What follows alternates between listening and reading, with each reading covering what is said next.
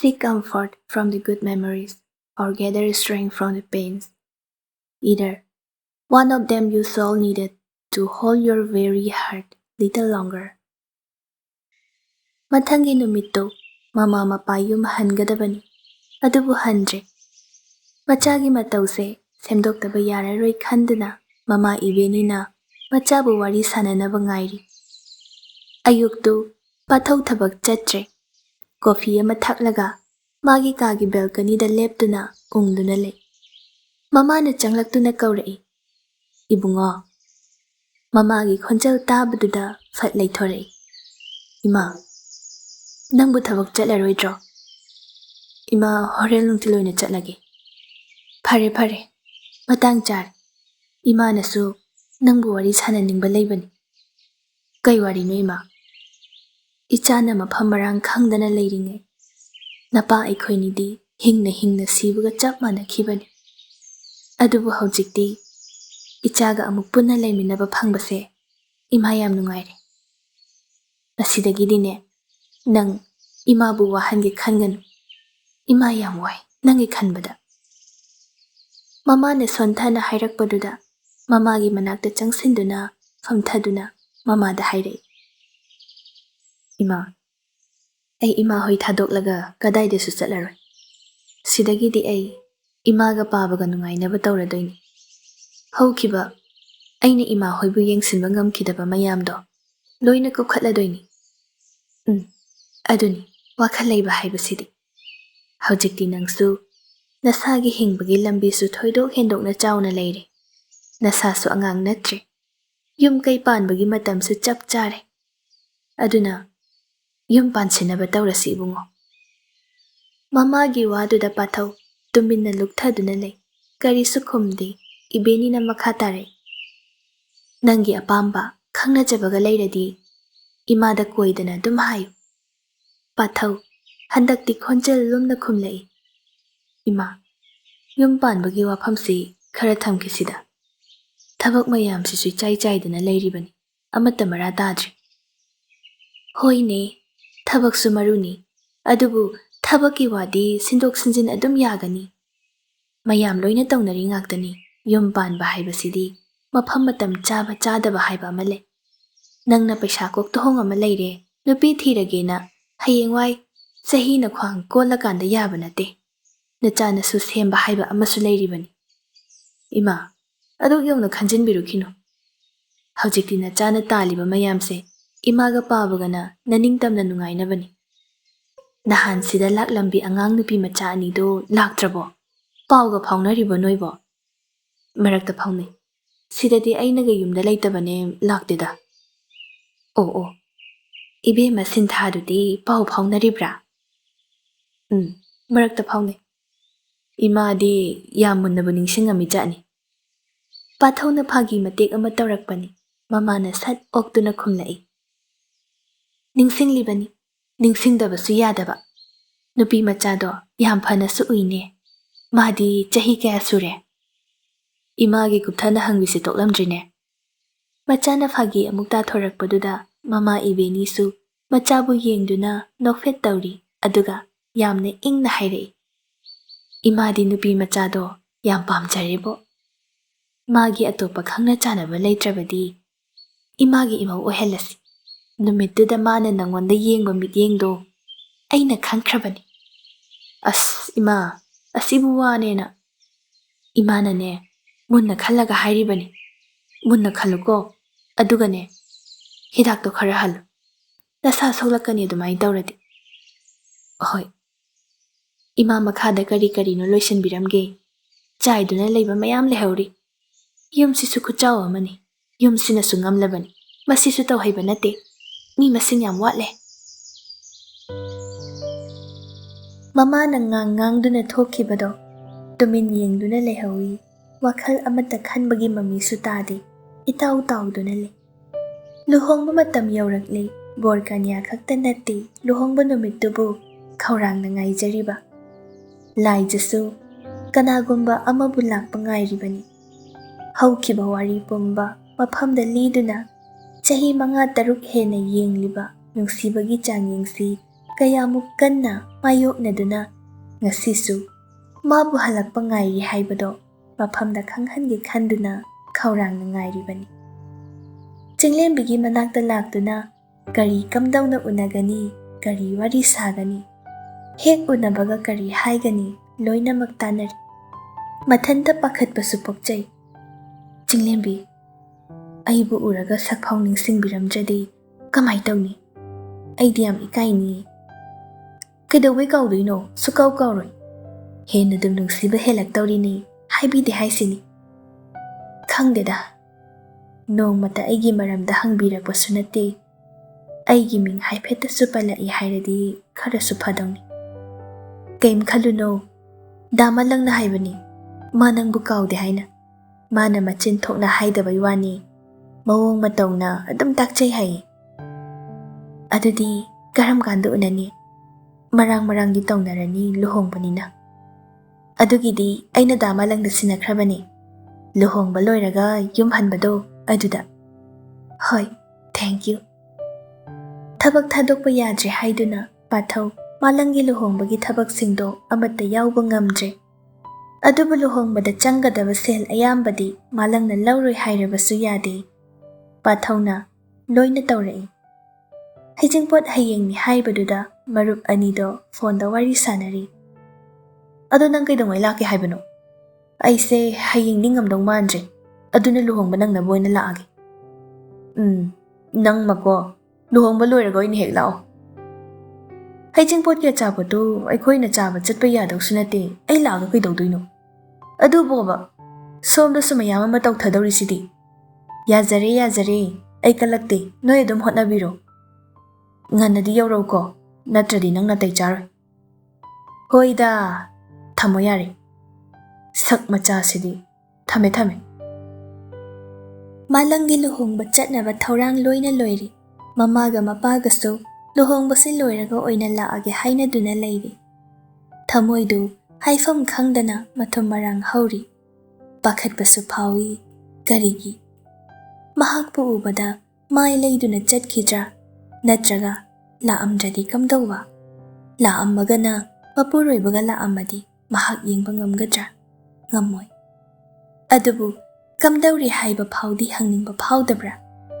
ꯋꯥꯈꯜ ꯃꯌꯥꯝꯁꯤꯅ ꯅꯦꯅꯥ ꯇꯥꯅ ꯂꯩꯕꯁꯨ ꯉꯝꯗ꯭ꯔꯦ꯫ ꯋꯥꯈꯜ ꯂꯤꯁꯥꯡ ꯊꯥꯗꯨꯅ ꯋꯥꯈꯜꯗ ꯖꯥꯠ ꯈꯜꯂꯤꯕꯗꯣ ꯐꯥꯊꯕꯁꯨ ꯉꯝꯖꯗ꯭ꯔꯦ꯫ ꯂꯨꯍꯣꯡꯕ ꯅꯨꯃꯤꯠꯇꯨ ꯃꯌꯥꯝ ꯄꯨꯝꯂꯥꯡ ꯂꯥꯡꯏ꯫ ꯂꯨꯍꯣꯡꯕꯒꯤ ꯊꯕꯛ ꯏꯪꯈꯥꯡ ꯆꯦꯜꯂꯨꯔꯕ ꯃꯇꯨꯡ ꯅꯨꯡꯊꯤꯜꯗꯨ ꯂꯥꯏꯖꯁꯨ ꯂꯣꯏꯁꯤꯟꯅꯕ ꯍꯣꯠꯅꯖꯔꯤ꯫ ꯆꯍꯤ ꯀꯌꯥ ꯀꯦꯅꯤ ꯃꯧꯅꯤ ꯈꯜꯂꯨꯗ꯭ꯔꯕ ꯇꯨꯡꯗ ꯉꯁꯤ ꯃꯔꯨꯞꯀꯤ ꯂꯨꯍꯣꯡꯕ ꯅꯨꯃꯤꯠꯁꯤꯗ ꯂꯣꯏꯅ ꯐꯨꯒꯠꯇꯨꯅ ꯀꯦꯊꯔꯤ꯫ ꯂꯩ ꯃꯆꯨꯒꯤ ꯁꯨꯠ ꯁꯦꯠꯂꯤ, ꯁꯅꯥ ꯂꯤꯛ ꯈꯨꯖꯤ ꯄꯤꯛꯇꯛ ꯆꯤꯡꯇꯛ ꯆꯞ ꯆꯥꯅ ꯁꯤꯗꯨꯅ ꯐꯖꯔꯕ ꯃꯥꯏꯊꯣꯡꯗꯨꯒꯤ ꯃꯉꯥꯜ ꯍꯥꯞꯅꯔꯤ꯫ ꯕꯣꯔꯒꯤ ꯌꯨꯝꯗꯁꯨ ꯂꯣꯏꯁꯤꯟꯕ ꯍꯧꯅꯔꯦ꯫ ꯃꯥꯂꯪꯅ ꯂꯣꯏꯁꯤꯟꯗ꯭ꯔꯤꯉꯩ ꯄꯥꯊꯧꯗ ꯀꯣꯜ ꯇꯧꯈ꯭ꯔꯕꯅꯤ꯫ ꯂꯥꯛꯄ ꯍꯧꯔꯦ ꯍꯥꯏꯔꯛꯈ꯭ꯔꯦ꯫ ꯑꯗꯨꯒꯤ ꯃꯥꯂꯪꯁꯨ ꯅꯦꯅꯥ ꯇꯥꯅ ꯂꯣꯏꯁꯤꯟꯕ ꯍꯧꯔꯤ꯫ ꯁꯣꯝꯗꯁꯨ ꯆꯤꯡꯂꯦꯝꯕꯤ ꯉꯁꯤꯅ ꯑꯃꯨꯛꯀ ꯍꯦꯟꯅ ꯐꯖꯔꯦ꯫ ꯀꯩꯅꯥ ꯀꯦꯐꯝꯗꯨꯗ ꯆꯪꯂꯛꯇꯨꯅ ꯂꯥꯏꯖꯅ ꯀꯔꯤ ꯑꯋꯥꯠ ꯑꯄꯥ ꯂꯩ ꯍꯪꯂꯛꯏ꯫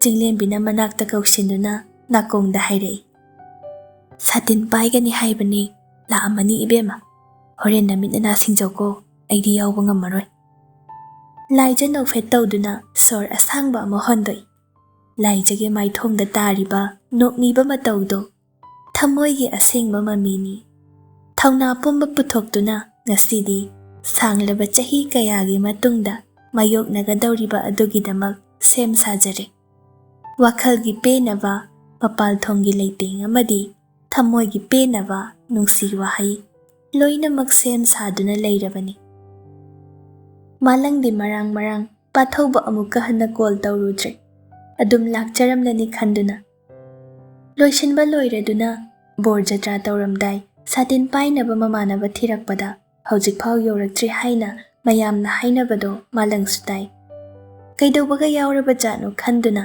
ꯃꯥꯂꯪꯁꯨ ꯀꯣꯛꯌꯦꯠꯇꯨꯒ ꯃꯊꯥꯗꯤ ꯁꯥꯔꯦ꯫ ꯕꯣꯔ ꯁꯦꯟꯅꯕꯗꯨꯅꯗꯤ ꯃꯃꯥꯟꯅꯕ ꯑꯃ ꯍꯦꯛꯇ ꯄꯥꯏꯕ ꯑꯗꯨꯝ ꯌꯥꯏ, ꯑꯃꯅ ꯄꯥꯏꯍꯜꯂꯁꯤ, ꯊꯦꯡꯈꯤꯅꯤ ꯍꯥꯏꯕꯅꯤ꯫ ꯑꯗꯨꯕꯨ ꯃꯥꯂꯪꯅ ꯉꯥꯏꯍꯥꯛ ꯉꯥꯏꯈꯤꯁꯤ ꯍꯥꯏꯗꯅ ꯃꯌꯥꯝꯗꯨ ꯄꯥꯊꯧꯕꯨ ꯌꯧꯔꯛꯄ ꯉꯥꯏꯗꯨꯅ ꯂꯩꯔꯤ꯫ Khara amana pathaugi mama mapagi manakta changlaktuna lakiroidra hangbasu yauri.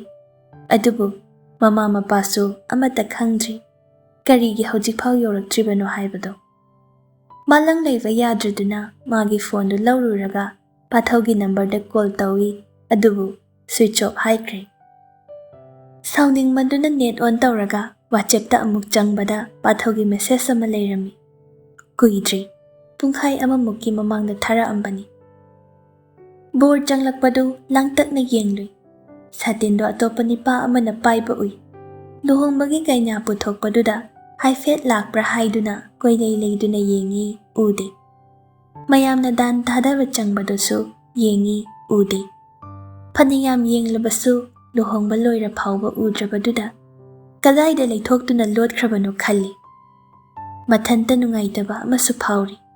Khalluba mayam ama khaurangna ngaijaba pumnama aremba tari. Nupi thinba loiraga yumda halamdai chinglembina laijaba kausinduna chirol tawduna hairei. Aidi ude nang ubra. Laijawa sungangde makokto haifet haiduna lakte ude haibagum matau utli. Chinglembigi khutto paiduna nokfet tawduna wadu thaidoklaga hairei. Nungaina paluko. Aidi nang namaugo aibase pukning inaw noktoe. Kapning basu phawi. Damalangi nungsi mityeng makhada nungaina leibo oyo. Laija, nangna dumna hairadi aishu pukning nungsirani. Angaw bisidi nasak phajabase kappaga manghanba yade. Mayam saloina thoknakre aishu thokrage. Hoi. Ai nangi mateng karisu pangba ngamdra male laija. Yare adugi wadu to. Nangi nungairaba numitchida karisu nataba amana wakhal wahanba yaba nate. Aikhoy amu hankrage ko. Marup anidu mitlu pira ichena duna nungsina yengne. Chinglembidi leihore manja magi kada. Aduga laijana hankre. Nungsibana mirai biraba misak amagum. Mayumni phau haibidraba sangai-duda. Yumdagi loishillaga thoglai. Ngasidi driver na thawande mathanta thorakpani. Lambida wakhal kaya khanganu yadana. Khanduna lakpana khuldo haijilamda yoragli. Karino khangde wakhalda karino ama khangphau phawi. Mihulsu chongmana yadre. Mafam marang khangde. Karigi pakhalibano mathanta khangjade. Namsenduna thamkhragi khanba magi nungsibado safong lakanu yade. Haukraba thaudok singdo mathang ningsinglai. Wakhaldo amada sum khanduna garidu thaurakpada nakalda hauriba u pambiduda haijinge tawbaduda garidu khangkham hek khami. Situda makokto ngathaduna mamit uishinduna le. Garido amuk thauge khaibasu khandre. Asum tumina le. Phana kuino ungduna leiraba matung phondo paikhatuna message ama iri. Bye. Sorry. Ai haujiksu pangdaba amagum hingli haiba isana khangde. Adubo ai pangdaba haibado oiramle. Michel ama haibado ngasisu oiri.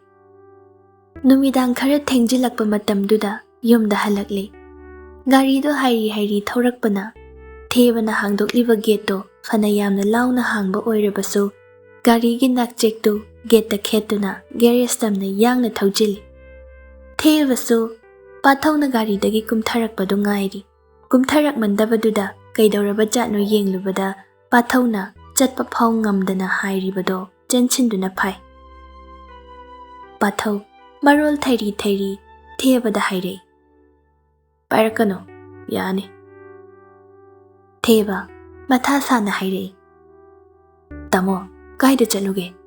Yumdagi maibem bana ngasai call tawrakpada loire. Luhongphamdasu laktena.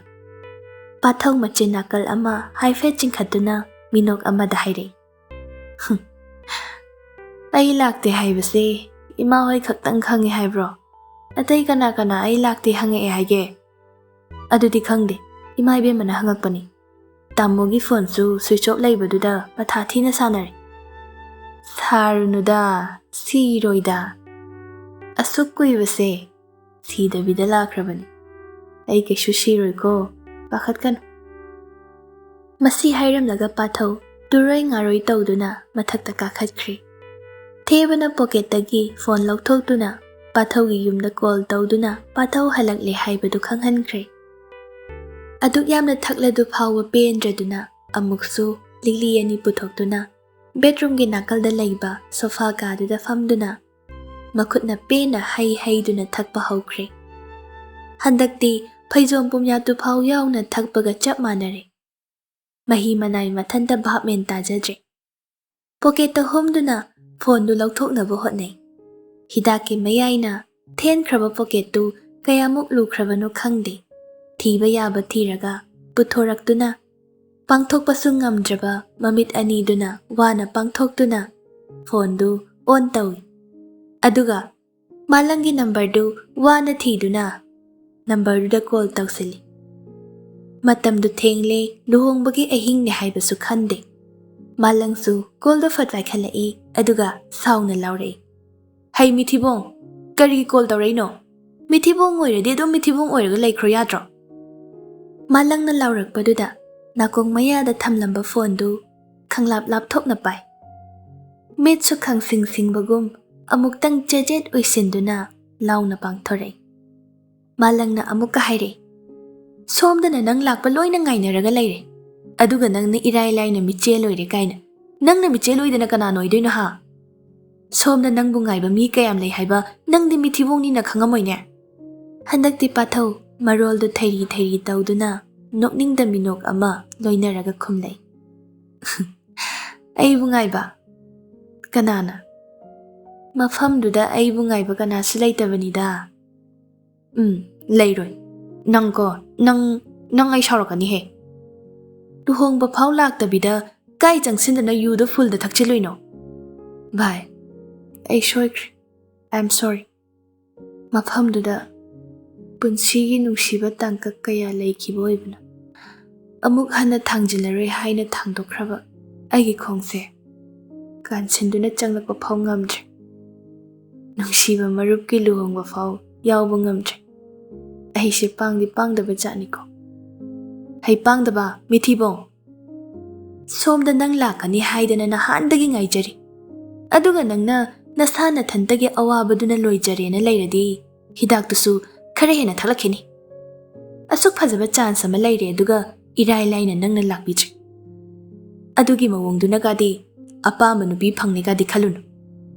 Kanadana wabasu khare hena wakhini. Thamo yare. Malangba pathawna makha taba nangdi. Malangna kollo fatkakre.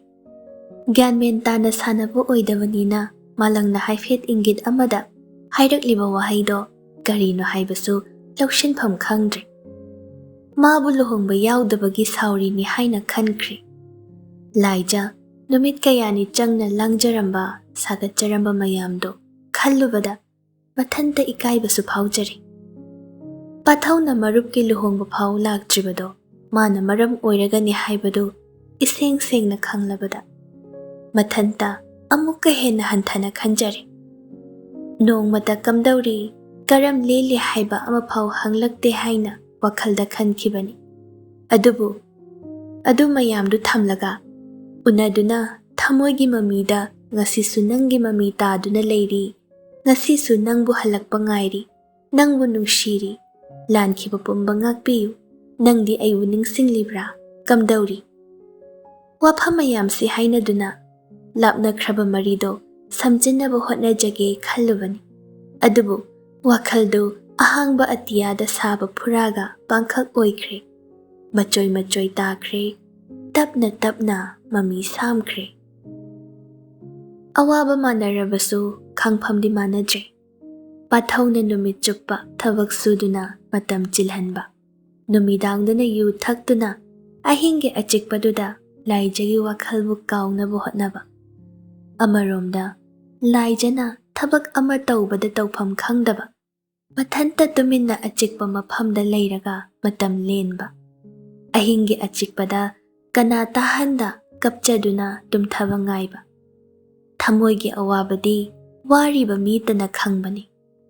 ꯑꯍꯣꯡꯕ ꯅꯥꯏꯕ ꯊꯃꯣꯏ ꯅꯨꯡꯁꯤꯕ ꯀꯔꯤꯅꯣ ꯈꯪꯗꯕ ꯃꯤꯅꯗꯤ ꯍꯥꯏꯅꯒꯅꯤ ꯂꯥꯞꯅꯈ꯭ꯔꯕ ꯃꯤꯕꯨ ꯑꯁꯨꯛ ꯀꯨꯏꯅ ꯅꯨꯡꯁꯤꯗꯨꯅ ꯂꯩꯐꯝ ꯊꯣꯛꯇꯦ ꯍꯥꯏꯅ ꯑꯗꯨꯕꯨ ꯑꯩꯗꯤ ꯀꯧꯒꯦ ꯃꯈꯣꯏꯕꯨ ꯅꯨꯡꯁꯤ ꯆꯩꯊꯦꯡ ꯐꯪꯗ꯭ꯔꯤꯕ ꯃꯤꯁꯛ ꯑꯩꯗꯤ ꯀꯧꯒꯦ ꯃꯈꯣꯏꯕꯨ ꯅꯨꯡꯁꯤꯕꯒꯤ ꯃꯁꯛ ꯃꯑꯣꯡ ꯎꯗ꯭ꯔꯤꯕ ꯃꯤꯁꯛ ꯅꯨꯡꯁꯤꯅ ꯀꯥꯏꯅꯕꯒꯤ ꯆꯩꯊꯦꯡꯗꯤ ꯀꯥꯏꯅꯕ ꯃꯥꯇꯅ ꯈꯪꯕꯅꯤ ꯊꯃꯣꯏ ꯃꯥꯇꯅ ꯀꯞꯆꯕꯅꯤ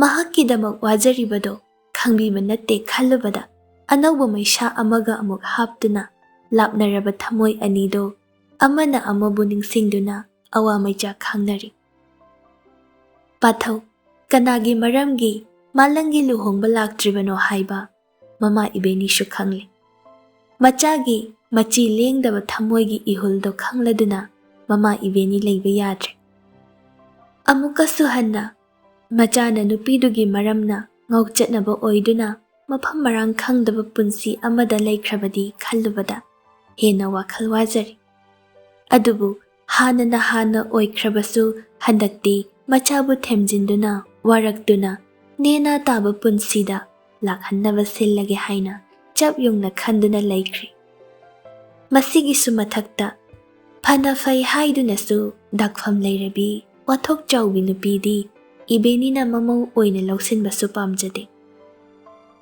ꯃꯥꯂꯪꯒꯤ ꯂꯨꯍꯣꯡꯕ ꯍꯦꯛ ꯅꯣꯡꯉꯥꯟꯕꯒ ꯃꯃꯥ ꯏꯕꯦꯅꯤ ꯏꯝꯐꯥꯜꯗ ꯃꯆꯥꯒꯤ ꯅꯥꯛꯇ ꯂꯥꯛꯂꯤ ꯑꯍꯤꯡ ꯆꯨꯞꯄ ꯃꯆꯥꯕꯨ ꯀꯔꯤ ꯍꯥꯏꯅꯤ ꯀꯝꯗꯧꯅ ꯊꯦꯝꯒꯅꯤ ꯍꯥꯏꯅ ꯈꯟꯈ꯭ꯔꯕꯅꯤ ꯅꯨꯃꯤꯗꯥꯡꯗꯨ ꯄꯥꯊꯧꯅ ꯂꯦꯛꯈ꯭ꯔꯣ ꯍꯥꯏꯕꯅꯤ ꯑꯗꯨꯕꯨ ꯌꯨꯝꯗ ꯃꯄꯥ ꯂꯩꯍꯧꯕꯅꯤꯅ ꯂꯦꯛꯂꯔꯣꯏ ꯋꯥꯔꯤ ꯑꯃ ꯁꯥꯟꯅꯕ ꯂꯥꯛꯄꯅꯤ ꯍꯥꯏꯗꯨꯅ ꯅꯨꯡꯊꯤꯜ ꯃꯃꯥ ꯃꯆꯥ ꯆꯥꯛ ꯇꯣꯛꯂꯒ ꯃꯃꯥꯅ ꯋꯥꯔꯤꯗꯣ ꯍꯧꯗꯣꯔꯛꯏ ꯏꯕꯨꯡꯉꯣ ꯏꯃꯥꯅ ꯅꯍꯥꯟꯗꯒꯤ ꯍꯥꯏꯔꯤꯁꯦ ꯊꯕꯛ ꯆꯤꯜꯂꯤꯕꯅꯤꯗꯣ ꯍꯥꯏꯗꯅ ꯅꯪꯅꯗꯤ ꯊꯑꯣꯏꯅꯁꯨ ꯂꯧꯕꯤꯗꯦ ꯑꯗꯨꯕꯨ ꯅꯄꯥꯁꯨ ꯑꯍꯜ ꯑꯣꯏꯁꯤꯜꯂꯦ ꯑꯩꯁꯨ ꯍꯛꯆꯥꯡꯁꯦ ꯌꯥꯔꯛꯇ꯭ꯔꯦ ꯀꯩꯗꯧꯔꯒꯦ ꯏꯃꯥ ꯏꯁꯥꯗ ꯀꯩ ꯅꯨꯡꯉꯥꯏꯇꯕ ꯂꯩꯒꯦ ꯏꯁꯥ ꯅꯨꯡꯉꯥꯏꯇꯕ ꯂꯩ ꯍꯥꯏꯕꯒꯤ ꯋꯥ ꯅꯠꯇꯦꯅꯦ ꯍꯧꯖꯤꯛꯇꯤ ꯑꯍꯜ ꯑꯣꯏꯁꯤꯜꯂꯛꯑꯕꯅꯤꯅ ꯏꯆꯥ ꯏꯃꯧꯒꯤ ꯃꯇꯝꯗꯣ ꯄꯥꯝꯂꯛꯂꯦ ꯏꯃꯥ ꯃꯗꯨꯒꯤ ꯋꯥꯗꯨ ꯇꯣꯛꯁꯤꯗ ꯍꯧꯖꯤꯛ ꯑꯗꯨꯝ ꯏꯃꯥ ꯑꯩꯈꯣꯏꯅꯤ ꯅꯨꯡꯉꯥꯏꯅ ꯂꯩꯔꯤꯁꯤꯗꯤ ꯁꯤꯗꯒꯤ ꯍꯦꯟꯕ ꯑꯩꯉꯣꯟꯗ ꯑꯃꯠꯇ ꯂꯩꯇꯦ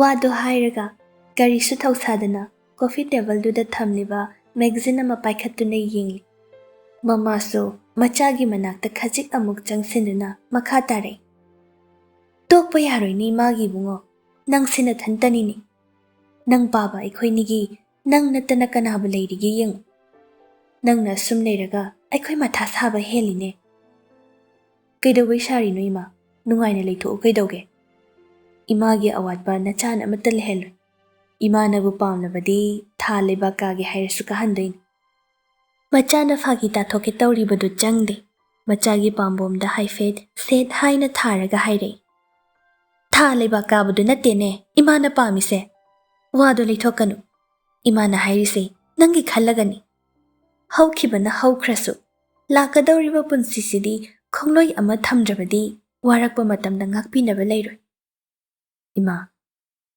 ꯅꯆꯥ ꯚꯥꯞ ꯇꯥꯖꯩ ꯑꯗꯨꯅꯤ ꯏꯃꯥꯗꯤ ꯑꯍꯥꯟꯕꯗ ꯑꯗꯨꯝ ꯍꯥꯏꯈ꯭ꯔꯕꯗꯨꯅꯤ ꯏꯕꯦꯝꯃ ꯁꯤꯟꯊꯥꯗꯨ ꯌꯥꯝ ꯅꯨꯡꯁꯤꯖꯔꯦ ꯃꯈꯣꯏ ꯏꯃꯨꯡꯅꯁꯨ ꯅꯪꯕꯨ ꯄꯥꯝꯃꯤ ꯍꯥꯏꯕꯁꯦ ꯑꯩ ꯈꯪꯉꯤ ꯑꯗꯨꯅꯅꯦ ꯂꯨꯍꯣꯡꯅꯕ ꯇꯧꯔꯁꯤ ꯏꯃꯥ ꯑꯝꯇ ꯇꯍꯥꯈꯤꯅꯨ ꯀꯩꯗꯧꯒꯦ ꯅꯪꯒꯤ ꯅꯇꯧꯁꯤꯗꯕꯨ ꯇꯍꯥꯗꯕ ꯌꯥꯔꯤꯕ꯭ꯔꯣ ꯅꯨꯃꯤꯗꯥꯡ ꯈꯨꯗꯤꯡꯒꯤ ꯌꯨ ꯆꯨꯔꯨꯞ ꯌꯦꯡꯁꯤꯟꯕꯤꯅꯕ ꯂꯩꯇ꯭ꯔꯕꯅꯤꯅ ꯅꯅꯤꯡ ꯇꯧꯔꯤ ꯑꯁꯥ ꯑꯃ ꯂꯩꯇꯅ ꯄꯪꯍꯤꯡꯗ ꯍꯤꯡꯕꯗꯣ ꯏꯃꯥ ꯄꯥꯝꯗꯦꯅꯦ ꯃꯃꯥꯒꯤ ꯋꯥꯗꯨ ꯂꯣꯏꯔꯔꯣꯏ ꯈꯟꯗꯨꯅ ꯍꯧꯒꯠꯈ꯭ꯔꯦ ꯏꯃꯥ ꯑꯩ ꯊꯕꯛ ꯈꯔ ꯂꯩ ꯑꯗꯨꯅ ꯏꯃꯥ ꯍꯣꯏ ꯊꯤꯟꯕꯗꯣ ꯊꯦꯕ ꯑꯣꯏꯅ ꯊꯤꯜꯍꯜꯂꯒꯦ ꯊꯦꯡꯈ꯭ꯔꯅꯤ ꯂꯣꯏꯁꯤꯟꯕꯤꯔꯨꯔꯣ ꯃꯔꯩ ꯀꯟꯕ ꯃꯆꯥꯒꯤ ꯃꯃꯥꯅꯤ ꯃꯃꯥ ꯃꯆꯥ ꯆꯞ ꯍꯦꯛꯇ ꯃꯥꯟꯅꯩ ꯃꯆꯥꯒꯤ ꯊꯧꯁꯥꯗꯕ ꯃꯇꯧꯗꯨꯗ ꯃꯃꯥꯅ ꯁꯧꯔꯥꯡꯅꯅ ꯍꯥꯏꯔꯛꯏ ꯅꯪꯅꯅꯦ ꯁꯨꯃꯥꯏ ꯁꯨꯝ ꯄꯪꯍꯤꯡꯗ ꯍꯤꯡꯉꯒ ꯂꯩꯔꯅꯤ ꯍꯥꯏꯔꯗꯤ ꯅꯄꯥ ꯑꯩꯈꯣꯏꯅꯤꯁꯨ